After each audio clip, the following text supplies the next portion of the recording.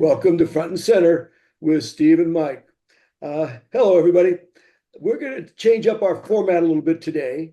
Uh, so this will be the first of what we hope to be a weekly, or as best we can keep that, a series of podcasts to keep people up to date. Steve gets asked every day by people on, if you will, for the most part, his progressive side of his friends, things he comes in contact with. He gets asked it through his writings. How would he answer this? What does he think of this? And I, on the other hand, have been working in the Kennedy campaign. Been working with the Ford Party and Common Sense Party, and as one of the state leads here in California, I get asked in groups and in texts daily, many times. What do you think of this? What's how it is? Would you respond to that? So one of the things we want to do starting next week is we'll try to bring to you our answers to these different questions that changed almost daily as new events happen, as new videos come out, and new issues are raised, and take it from there. Keep them. We'll continue to have occasionally some very incredible guests as we've had in the past, which we encourage you to go look at. But that's what we're going to head for now. We've got 5 weeks basically until the vote for this election.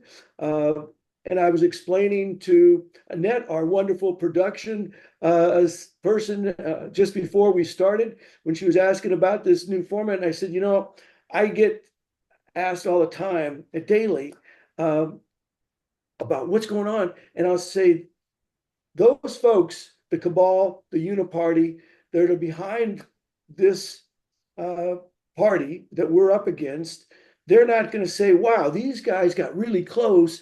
What can we do to help them? Or if Trump and Kennedy and us can win this election, they're not going to say, wow, those guys won. What can we do to help them? It's just the opposite. Right now, they're figuring out every day, what can we do to stop them? And win, lose, or draw in the election, that's going to only accelerate depending upon the results, but it's not going to stop. This is only one marathon that has a finish line as of this vote, but that's just going to start the next marathon.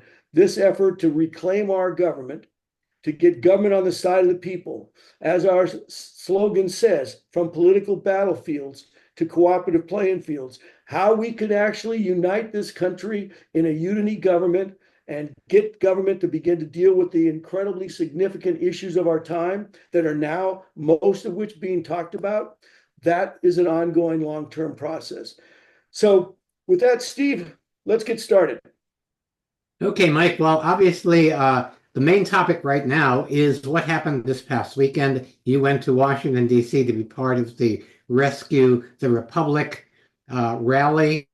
And so I'm very interested in getting your report. So we'll start with that. All right. Rescue the Republic. It was quite a day, quite an event. Let me start by saying I stayed with a young 39-year-old friend of mine in downtown DC near the White House, right near the event. And when I reached out to him a few weeks ago when I made the decision to go, he hadn't even heard of it. He said, and none of my friends have even heard of it or talked about it. So that was interesting. And then everywhere once I arrived there Saturday evening, basically, it was not a topic of conversation amongst any of the people. You hardly saw anything, even though Saturday they were having a big music event to precede it. However, when I got on the plane in Charlotte, as a change, the person who comes in and sits down next to me in the middle seat, a few minutes we started chatting. She goes, "So what's taking you to DC?" And I said, "Well, I'm going to Rescue the Republic event." She goes, "Wow, so am I." So we immediately started, what brought her to it. And her issue was over the health of children. She had two children who are injured, requiring special needs, both of them a 10-year-old and a 7-year-old. So we were talking about that. The third person comes just before the plane takes off, sits down. He starts listening to what we're saying, and he goes, so are you guys going to DC for Rescue the Republic? We said, yeah, we are. And he goes, so am I. So it Wow. turned What are the out odds? that the three of us spent obviously the next hour and a half on the plane talking about what brought us here. And each one of the things that brought us to this event were very different. He was coming because of what he saw as the censorship and the propaganda. And I was coming for all of those reasons, and also this issue of getting government on the side of the people. So that was the lead up to it. When we got there that day, it was almost 80 degrees when we got off the airplane at 6 o'clock, and it was hot and humid as I went around the city that evening to meet up with a big group of people, mostly from Michigan and the Midwest, who had a meetup at a bar, which was really well attended. And Bret Weinstein and his wife had been there earlier in the evening and talking. But the event itself, the weather totally changed the next day. I don't think it got over 70. It was raining pretty good in the morning before the event started, and then it intermittently lightly rained throughout the day. It was a cold wind, not severe wind, but it was chilly. Everybody was in sweatshirts for the most part, and some rain gear. But it was a long event, 7 hours, but it had an amazing lineup. And I encourage everybody, and they'll be on the podcast below when we're done. There'll be links to it and the lineup and stuff. But there was a few that I'd really like to point out to everybody that were my personal favorites.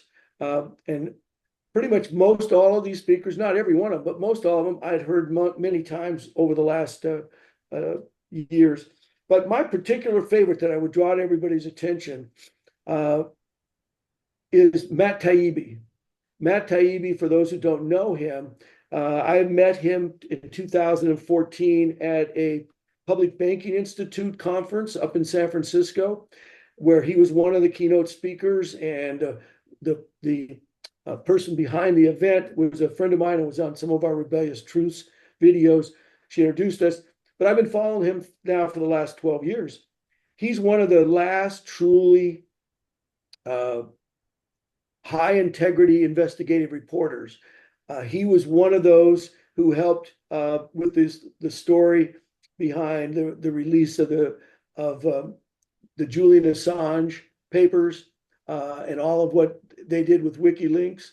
And then he was invited in by Elon Musk to help on the release of the Twitter files.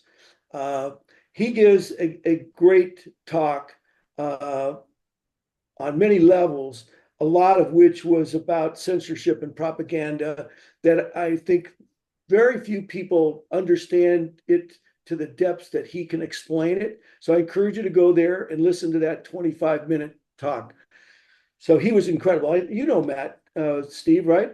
Or no? I don't know him personally, but I was very impressed with his talk, with his interview with Bret Weinstein about the Twitter files and about the implications of this censorship. See, it's something that I call it soft cloth totalitarianism.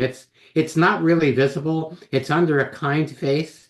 But if you go Google John Kerry's latest remarks in front of the World Economic Forum, you see that he devalues the First Amendment. He thinks that it's an obstacle, that we can do away with now freedom of speech, because after all, they already know what's right. So why do we need to have these other people fouling up the air with their own opinions, which kind of interfere with their plans?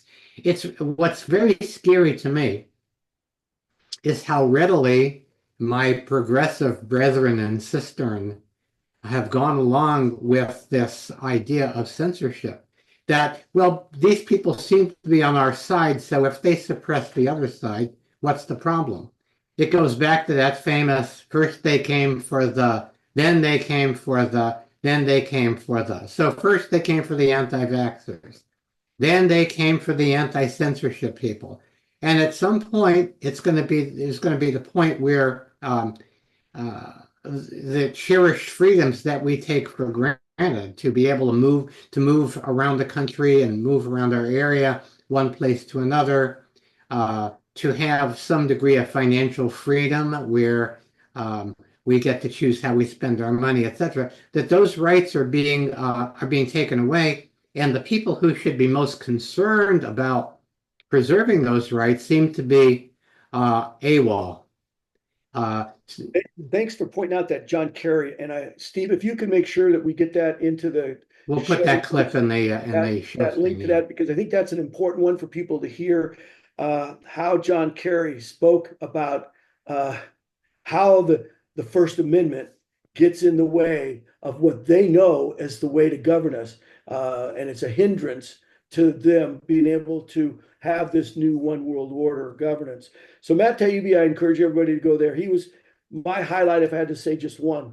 But for many people, this was a real opportunity for them. And to go to Bret Weinstein's, and we'll link it again at the end, but go there and you can hear the entire event one by one, pick out those you want to listen to.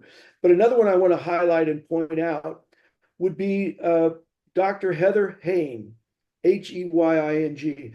I don't know how to pronounce her name correctly, but she talked about it, and she is Bret Weinstein's wife, partner, and podcast for Dark Horse. She's on that show with him. She gave again, incredible. And most of these are all 25 minutes, 20 to 25 minutes. So they're not extremely long, but they were very well done, very well presented, and very informative for people who haven't been able to follow these various issues. But her talk, basically, I'd summarize in Free Our Children. And she goes through very good presentation about the issues that our government is imposing on the family and on our children, that is stripping them of their natural rights and freedoms, and parental rights and freedoms to raise children, their children, your own children, the way you want. I highly encourage you, Dr. Heather Heying. She was awesome. Another one I would want to point out would be, and to immediately follow that, was a woman named Vani Hari. And Vani spoke at the event this past 2 weeks ago, Monday, that Senator Don Johnson was over. Ron Johnson, yeah. Ron Johnson, yeah. Yeah, Ron Johnson, thank you. And by the way, I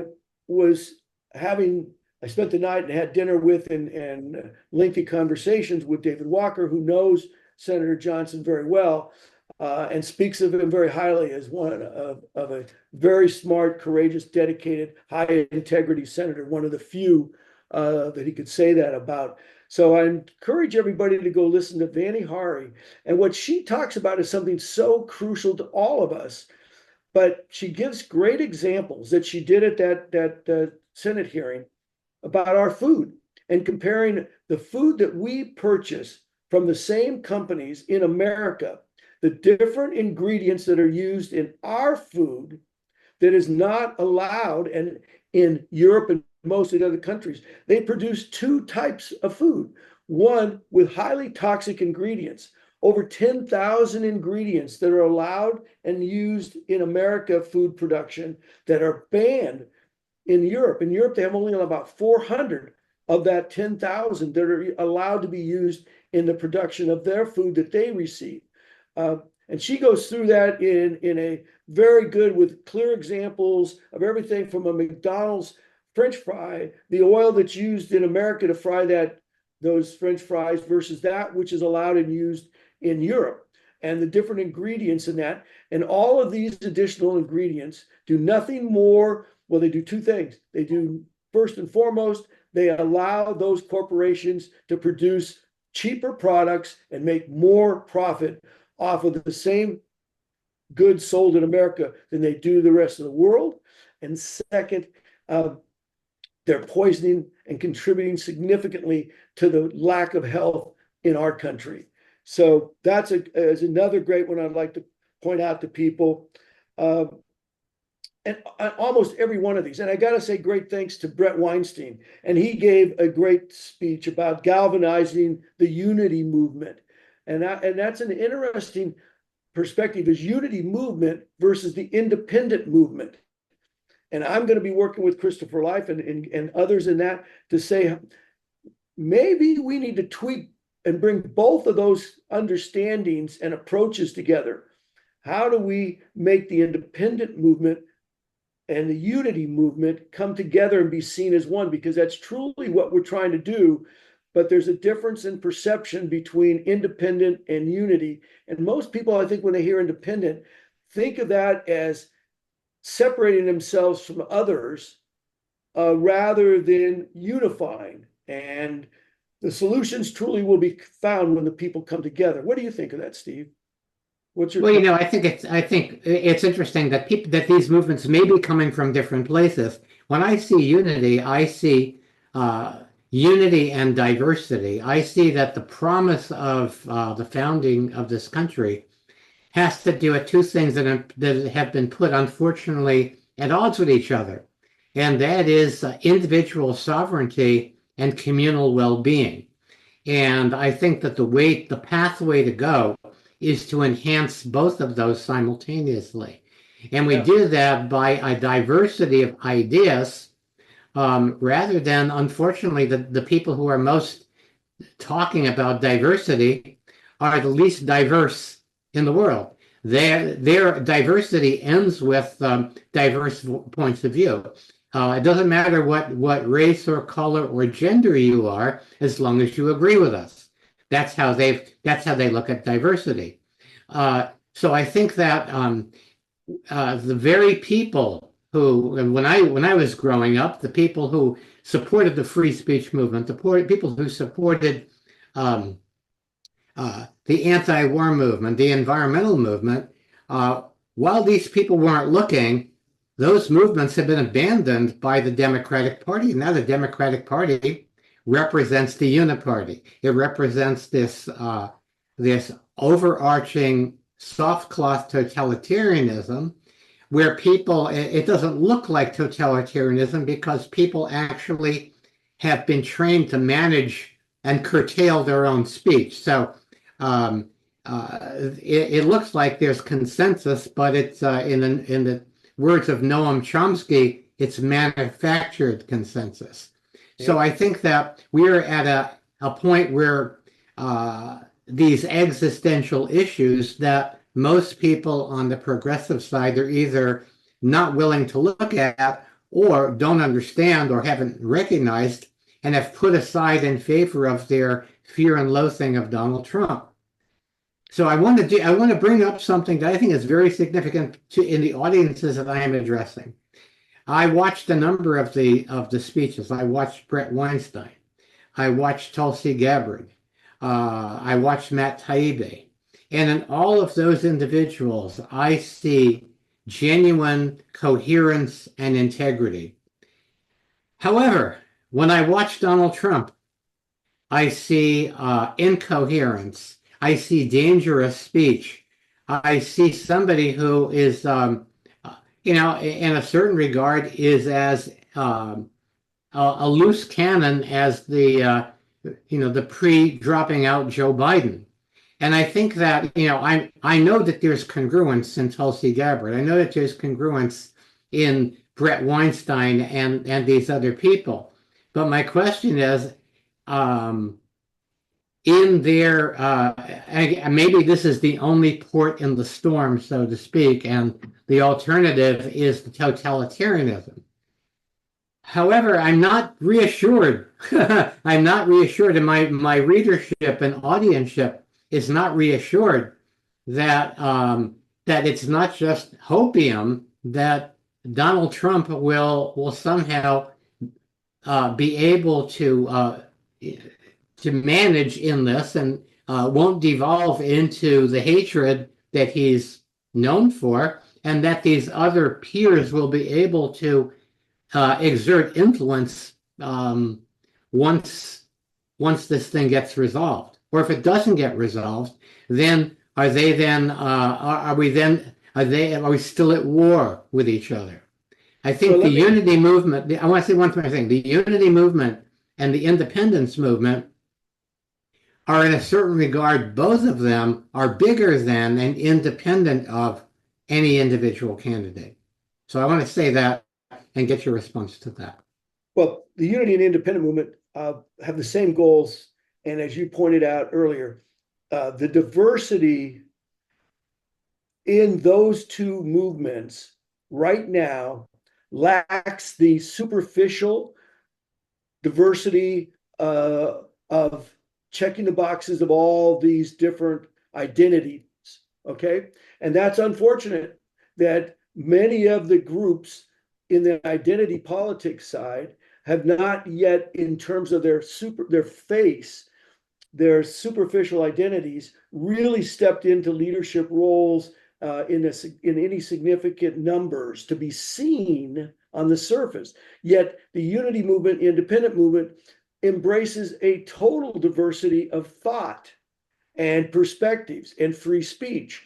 The other side, as you alluded to make it real clear for everybody, the right now, under the uniparty, the cabal, they focus on putting forth a face of this great diversity, but it's diversity on the surface level based upon skin color and religion and this, but without allowing the diversity of thought and free speech. So that's a clear distinction I want to make there.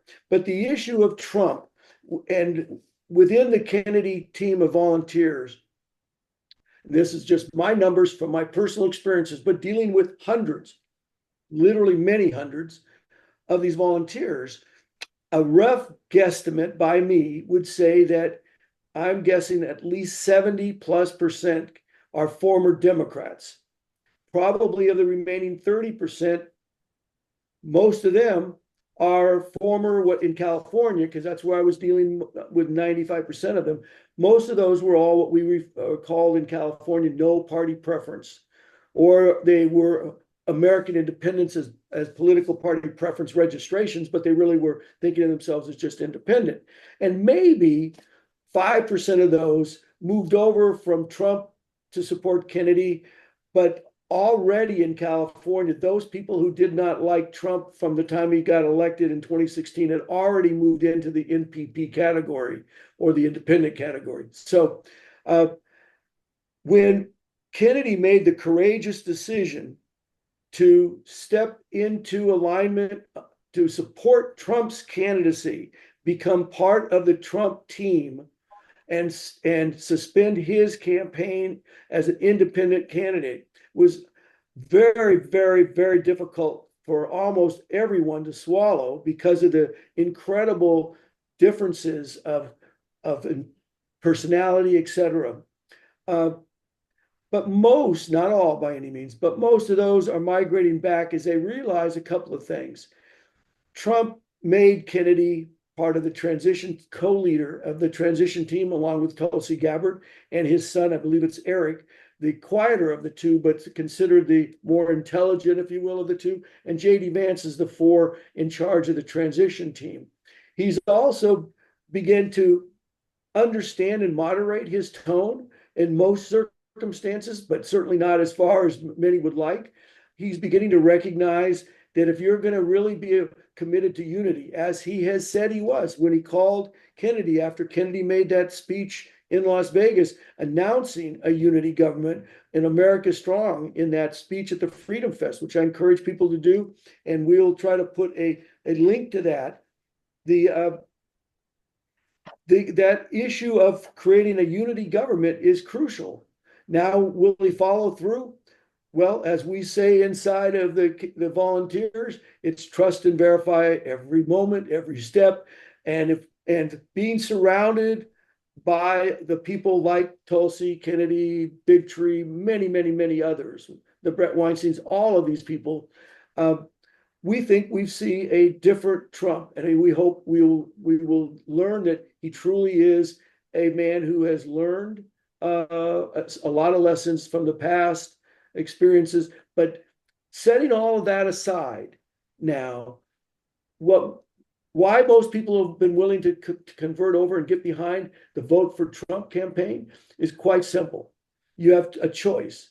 Vote for Trump, but a vote for Trump is not for Trump per se himself. It's a vote to end these forever wars. It's a vote to correct the corruption in our government, corporate capture. It's a vote for ending the forever wars, the chronic diseases, the focus on the national debt, these issues. It's about the issues. And Trump, in his first term, despite being stabbed in the back, despite flip-flopping on many, many issues, despite all of his failings, when you look at what the state of our country was in, we were much more prosperous. Inflation was under control. The debt, even though it spiraled at the end of it in particular, under the COVID when it happened, the general population, business was stronger, inflation was down, etc. There were no wars started under his administration.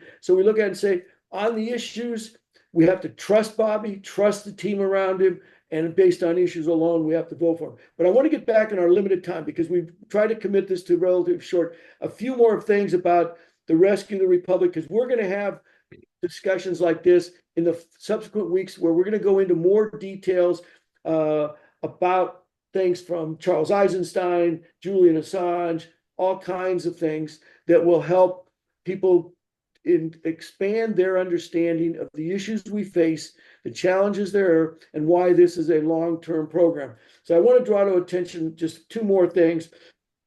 Besides saying, again, a great thank you to Bret Weinstein for the courage to put this on. His great speech that he gives, I encourage everyone to watch, that I summarize and say galvanize the unity movement. It's a wonderful, he makes a great, powerful impression there. The other two I'd like to draw to people's attention is Jordan Peterson's, Dr. Peterson. And in his talk, I summarize, what is the story that unites us? Is it a story about power and control? Or is it a story about voluntary personal responsibility and sacrifice to others? And a story for humanity to move together ahead is truly not about power. It's truly about voluntary personal responsibility and sacrificing to others and for others. And lastly, to draw to people's attention would be the talk by Del Bigtree, who was the producer of the first and now Vax 3 is coming out movies. And Del Bigtree gives a very inspiring talk and goes into a lot of the background that would be important. And again, to everybody, all of these are less than 25 minutes. Some are even shorter than that. And so, Steve, for the conclusion of today, what would you like to say and what would you like to add, and then we'll close. Okay, well, I recognize two things. First of all, if we were to look at what the sides are at this point and what is at odd the conversation at hand. You mentioned voting past Donald Trump and so on, because the bigger issue, the existential issue, is on one side we have the uniparty. And this uniparty does not represent the American people. It represents the American empire. On the other side, we have this independence movement. We have this growing Rescue the Republic movement. We have this growing unity movement that is seeking to bring the American people together in fruitful conversation that will result really in self-determination and political maturity. The babblum that we have been fed has kept us in political diapers. And even people who pride themselves on their intelligence have been hoodwinked by people convincing them that they're intelligent because they believe what they have to say. And so at this point, I think that this is really, for me, the existential issue that I am facing, in spite of every caveat against Trump and Republicans and the Christian conservative movement. It's that at this point we have daylight on one side, we have pure darkness on the other. If and when the Harris-Walz campaign is successful and they take over, we will have, the rest of this soft cloth totalitarianism will be put into place. They'll try to keep it as mellow as they can, but there's no doubt about it that that's really where that is going. Our human heart happens to be on the other side. It happens to be on the side of all of those people who recognize the clear and present danger of no free speech, the inability for us to have sovereignty over our own bodies, and this relentless march to the military industrial everything complex controlling every aspect of our lives. So And that's my yeah, sense of how this is playing out. yeah, and we're going to go into this in much more detail. And also, Charles Eisenstein writes a great series that we're going to talk about how we need to stop the othering, but we can't stop that if we don't have free speech and we don't have the opportunity to do this. So, in closing, folks, we hope you've enjoyed this conversation. We hope you'll go and listen to these very well done talks made at the Rescue Our Republic. Listen to what John Kerry said at the World Economic Forum. Listen to what Robert Kennedy said at the Freedom Fest about the unity government and what that would look like. And it's certainly not what we would think of it would looking like, but it's taking shape. We will try to bring to you each week some more insights and tools and access to different information to help you understand it, help us all continue down this path to that more beautiful world that our hearts know is possible. Thank you for watching us today. Obviously, we'd love you to share it. Please subscribe, come back, follow us. And again, thank you. From Steve and I, front and center, from the political battlefields to the cooperative playing fields. Let's go there together. It's a long journey. Thank you.